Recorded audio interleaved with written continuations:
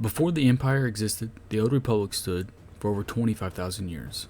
The citizens would like to believe the illusion that they are the only civilization to have existed. Ancient historians and Jedi Archive keepers can confirm that this is certainly not true. Few details have survived, but what is known is no culture lives forever. At some point, the Corellian star system was formed with an ancient tractor beam-like structure bringing 5 planets around the star Corel. This same strategy could have been used to form them all, an unlikely cluster of black holes. The Acades Maelstrom.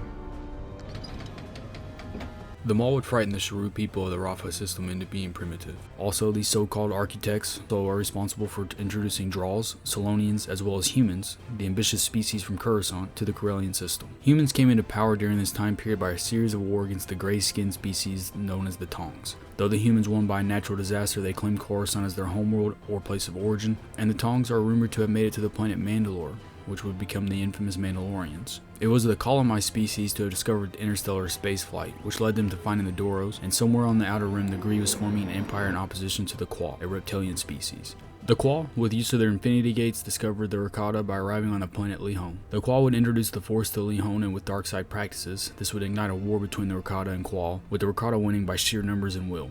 With the new knowledge gained from the war, the Rakata would form the Star Forge and begin to conquer 4 strong worlds and enslave the indigenous species to help fuel their infinite empire. However, as with every great empire, it has to come to an end. The 3 primary factors was a plague which killed over 1 billion and allowed a slave revolt, and any of the surviving Rakata would eventually contract the virus but would lose their connection to the Force. This event devolved them into barbarism, and the Star Forge would lay empty in the stars above the planet of Lihon for many centuries.